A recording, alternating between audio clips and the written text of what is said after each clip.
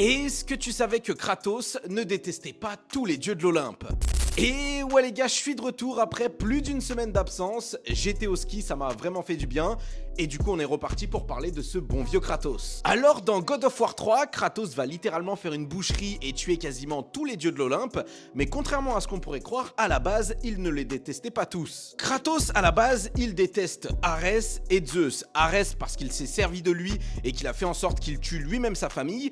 Et Zeus parce qu'il l'a utilisé pendant des années et l'a complètement manipulé. Pour le reste des dieux, ils sont au service de Zeus et évidemment Kratos a dû les affronter. Mais par exemple, Héra, la femme de Zeus, à la base Kratos ne comptait rien lui faire. Elle a juste trop ouvert sa gueule et l'a provoqué et donc il a dû faire ce qu'il avait à faire. Tout ça pour dire que si certains dieux ne s'en étaient pas mêlés et n'avaient pas voulu faire face à Kratos, il serait encore en vie car à la base lui ce qu'il veut c'est sa vengeance envers Zeus et il démolira tout ce qui se trouvera sur son chemin. On a par exemple Aphrodite qui est une déesse olympienne à qui Kratos n'a fait absolument aucun mal et encore plus ils ont même eu des rapprochements assez chaud. Et le meilleur exemple qui illustre ce que je vous dis, c'est le dieu Héphaïstos, qui était le dieu forgeron et qui avait été emprisonné par Zeus. Donc à la base, lui et Kratos ne se détestaient absolument pas. Et c'est même grâce à Héphaïstos que Kratos avait des armes et qu'il pouvait les améliorer. Sauf qu'un jour, Kratos va lui apporter un artefact puissant qui est lié à la boîte de Pandore.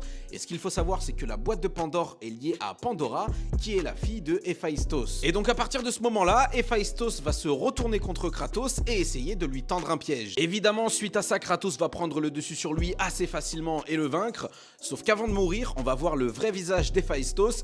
Et s'il a fait tout ça, c'est uniquement dans le but de protéger sa fille Pandora. Héphaïstos ne ressentait aucune haine contre Kratos et il va même le supplier d'épargner Pandora. Quant à lui, Kratos, comparé aux autres dieux, il ressentait beaucoup de compassion car lui aussi par le passé, il avait perdu sa fille et il y avait donc un respect mutuel entre les deux. Kratos ne détestait donc pas tous les dieux car certains ne l'ont pas trahi ou combattu par pure hostilité et il pouvait ressentir du respect ou de l'indifférence pour ceux qui ne s'opposaient pas à sa quête.